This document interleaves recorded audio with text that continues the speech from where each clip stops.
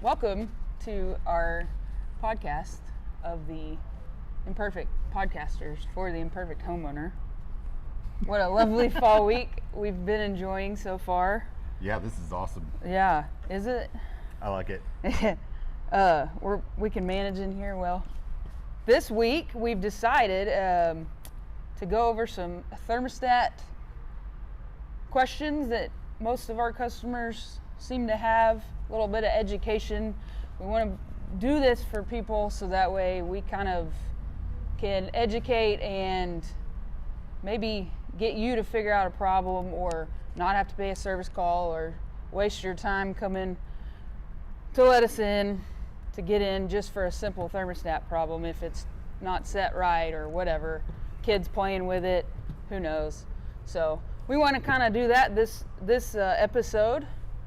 Some myths, some tips and tricks, little education pieces. But first I kind of want to start it off with extending a olive branch of gratitude to our team, our family here.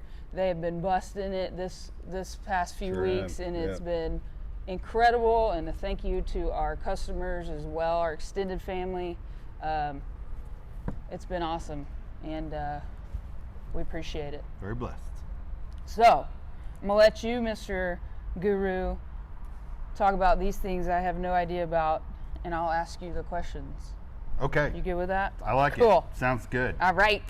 Let's dive into this. So the thermostat is the brains of an air conditioning unit. And at the end of the day, the end user, us imperfect homeowners, this is all we know is my air conditioner is this. And these are just some different thermostats that we have here to kind of show. But in all reality, for us, if we're replacing a system, we got to make sure the customer understands this part, because it's I'm hot, I'm turning this down, and this is where I do it at. Mm-hmm. And really this is where the most troubles start, is here.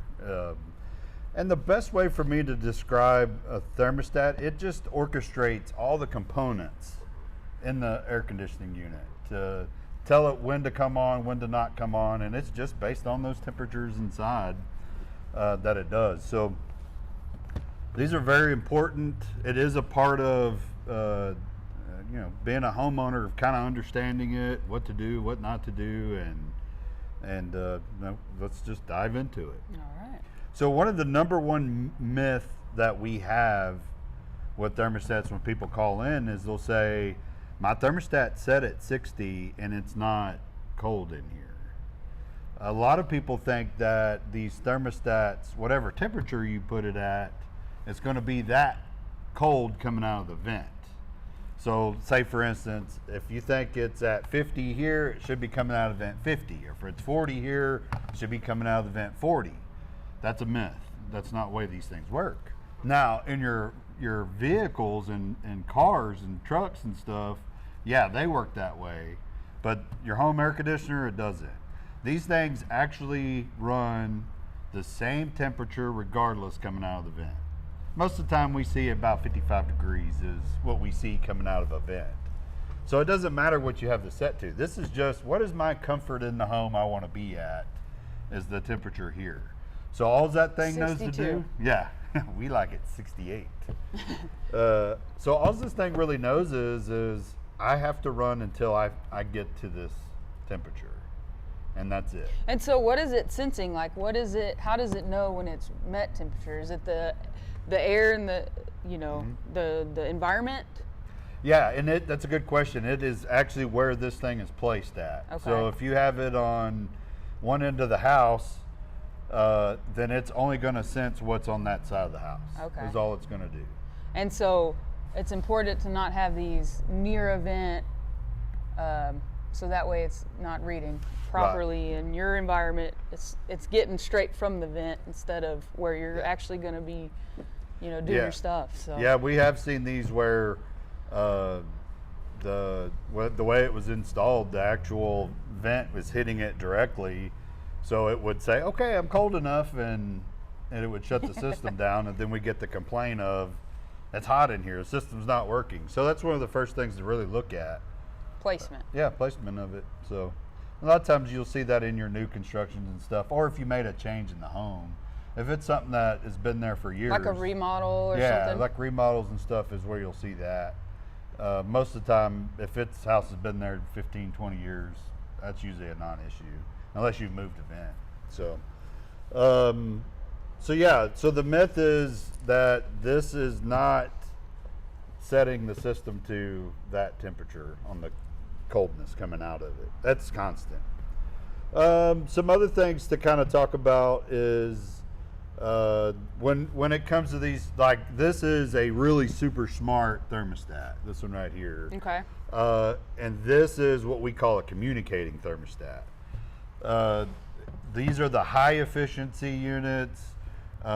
This thing, it actually does take a certified technician to work on these. Okay. When somebody tells you you have a communicating system, you have to get the professionals out. Is this the one that like does codes and Yeah. it'll send us codes that somebody's Yeah. unit's not properly working or communicating right? Right. Huh. Yep. Yeah, that dude right there is super smart. It will say exactly what's wrong with the system. It's just like when you plug into your car and it gives you a code. Okay. This will actually display it on here. And just another little tip and tricks, like these, most 98% of the homes, these are just run on 24 volts. That's it. This one right here, and it's AC voltage. This one's actually DC voltage that these are run off of. Yeah. And I'm getting too I tech. follow. So yeah, that's where you got to have a professional doing these. And like this one right here, and I don't know if you could see it in the picture, but the batteries are just corroded, and this will shut down the system when it's 100 degrees outside. And you got to make sure you're changing these batteries on a regular basis. So you said brain of the system, brain of the body. Anything goes wrong, stroke, whatever, then whole body's not working, right? So your whole system in 110 degree heat could go down because of some corroded batteries. That's right. Interesting. Something that simple. Yep. Yeah. Check that first. So you don't have to be home to let us in. You don't have to go through the whole process. Check that first for sure if you know you have batteries. Yeah. To me, as a homeowner, the simpler the better. So I know that's for me because if I try to get complicated within it, Right. I don't even know. Just tell me where to turn it on, what settings to have it on. I'm good. Yeah. That's what a lot of homeowners want. It is, I want to set it and forget it, and I want to move on with my life. I want to be comfortable. But I'm in my not home. techie. I'm not tech Yeah. savvy. Some people do love that option, and it Yeah. is a great option. So, especially for efficiency, energy efficiency. So. Right. Exactly. So tell me what settings. So there is a fan button. There's the cool heat off, whatever. Some get a little more complicated, but what should just a general setting usually be? Yeah, that's a good question. So on your fan, I don't know if you could see in this one, but your fan, you want to just leave it on auto, and that is just, the fan will come on when it says it's time to heat. It'll come on when it says it's time to cool. That's really what that is good for. Is it'll come on when the system says it needs to. So the on button on your fan mode, that's usually used if you want to circulate some air for a little bit. Maybe your system's frozen. You turn the cool part to off, and then you turn the fan part to on. That'll help get everything defrosted pretty quick because it's circulating that warm air on the evaporator coil that's frozen, and it'll thaw it out a lot faster. In general, you don't want to leave the fan on because you'll run into humidity issues in your home. Okay. Because when it stops cooling and the fan's stuck on, then it's going to start blowing all of that humidity back into the air. All the water that was captured on that evaporator coil, it throws it back into your home, and it gets ugly. That's when you get Organic growth and stuff all like that that. stuff, Yeah. right? So remediation. anytime we go to a home that they're talking about, it feels sticky in the home, the walls are wet. That's the first thing we look at is is that fan stuck on? Yeah. Is it on? Can that also make it hot? It will make it hot if the outside unit's not running in cool mode. It'll start feeling warm because it's picking up the It's just blowing hot air. in hot air Yeah, from it's circulating. Okay. Yeah, so you want to leave it on cool. Like these have a little sliding knob. You just want to, during the summertime, leave it on cool. And then you have your setting of whatever feels comfortable in the home for you. Now, a lot of people, here's another question we get a lot of. If you are like at work all day, a lot of people will turn their units up so I can save energy. That is true to an extent. If you think about it, if you have it say 10 degrees higher and we're at a 100-degree day and say it's 80 degrees during the day while you're at work, so you can save money. But then when you get home, say you got a timer set on it, and by 5 o'clock, it takes it down to 70. So that 10 degrees. That 10 degrees will take probably all night. It won't be until the next morning before you get to that temperature. Back when you're changing it back to the 80 because you're leaving. Right, because it's got to work extra hard to try to get to that point. So in all reality, I'd only keep it 4 or 5 degrees within where you want to be at. Because that's less it's got to run, it's meeting that temp. But now another part that has to play in energy efficiency is insulation in the home. Correct. You know, that's where you have, your blow-in insulation or fiberglass, anything like that. Windows. Your windows and stuff. That'll dictate if you can do that. Now, if you got a well-insulated home like we do, you can meet that 10 degrees difference pretty quick because our system is that efficient. But if you're in an older home and you're running a thermostat like this from the 70s and 80s, Mercury. yeah, it'll never meet that temperature. As you can see in this one, that is what senses your temperature in the home. Is this mercury expands, and that's what makes it move to say, all right, it's time to come on. So if your house isn't well insulated, well efficient, if you set it at 68, that doesn't mean that you're going to make it there. Most homes in Texas will never hit 68. Okay. Unless you have that thing just enveloped sealed tight with insulation. Okay. At best, we're seeing anywhere from 72 to 75 degrees. Yeah. In all reality, these systems only can cool 20 degrees less than what it is outside. Ooh. Is what they're designed for. I did not know that. Yeah. Yeah. Okay. I'll So- quit complaining then. Yeah, it makes it tough for us in Texas this time of the year because when it's this hot and humid, like this time of the year, it's really humid. And some of these thermostats, like these smart ones like this, they can sense the humidity in the home, and then it can help bring the humidity down as well. Now in Texas, you're not going to get below 55 to 58% humidity in your home. And you don't want to go too low or you're going to be running around with cracked lips and just your eyes are Waking dry, up bloody noses. waking up with bloody nose and stuff. That's why people need Yeah, humidifier. yeah. So you got to have some humidity in the air. And like this is a smart thermostat, but it's not a communicating thermostat. Okay. So this is in the same category as your Nest thermostat. Okay. So Nest thermostats don't require batteries like this one does. So they're like hardwired in. Yeah, it's hardwired in. See, like this one has a plate that it plugs into, and that's the same on Nest, like most of us have. This is powered up by the inside unit. You remember I was telling you these are run by 24 volts? Well, the inside unit is what's bringing 24 volts to this unit, to the thermostat. So if you see a blank screen like this, when you come up to it and you're like, it's hot, then that means that you're not getting the right voltage to this deal. So now if you have one like this one that has batteries, it'll stay on all the time. Sometimes you'll hear them click whenever you say it's time to turn it on to cool. You hear a click, that means it's telling everything, hey, it's time to come on. That's some stuff to keep in mind with that. So I want to go over the imperfect homeowner says, I need to replace my thermostat. I'm going to Home Depot and I'm going to do this. There's a few little tips and tricks with that.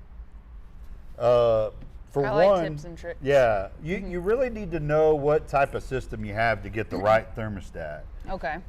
If you have, and I'm trying not to get too technical, there is YouTube videos out there. YouTube University can kind of help you guide there, and by all means, we'll try to help our customers out on. Yeah, give us a call, because Yeah, I mean, yeah, most of the time we'll have your information in the system. We'll be able to tell you, yeah, this will work or this won't work. yeah. And if you need help, call us out. We'll come help you out. That's right.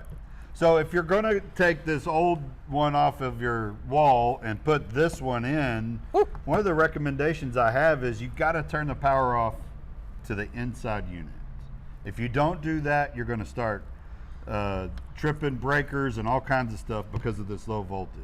And you kick a board out or whatever, Yeah, right? you can knock out some of your motherboards if you Oh, don't. motherboard. So where do you turn the power off to that inside unit? Sometimes you go to the people breaker like and me. the breaker may say furnace on Okay, it. so the breaker panel is going to Yeah. have, Mhm. okay. And then sometimes the inside unit has its own breakers on it as well that you can turn on. Oh, And I'm just going to keep this at a simple level. And it's okay, now I need to take pictures. So you may take the faceplate off, and then you need to take pictures of where your wires are going. That's Okay. probably one of the best things, because once you start going to unwire it, and because it seems to never be the same colors, Yeah, right? yeah. To match up. that's why you want to take a picture of your old one. And then the other thing is you really got to know what type of system you have. If you have a heat pump, you got to make sure that this thing is compatible with heat pump. Is it a 2-stage unit? You need to make sure it's compatible to do a 2-stage unit.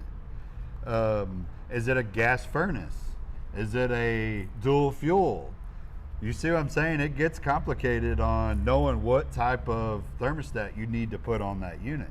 Now, if you have a newer model and you can match up the model to it, it could be a little bit simpler with it. If you're going from this to this, it makes it a little bit tougher. Call somebody first, make sure. Yeah. Okay. Or you can get on YouTube and start researching it and seeing, where it's at. Some other things real quick when it comes to these smart thermostat and communicating ones. They do have eco modes on them, and that's where you can get into energy efficiency stuff. And a lot of your power companies will have you sign up with them where they can go in and they're working on setting the grid load down a little bit, so they may turn your thermostat up if you have a smart thermostat. Usually that happens in eco mode, is what we're seeing. But it's not, is it usually considerable amount of degrees, or is it just a few, or I don't know? I really Okay. don't know. I just know that a lot of times the complaints we'll see is the customers like, I set it at 72. I went back in there, it was on 75. Okay. I didn't touch it. And the first thing we'll ask is, are you in eco mode?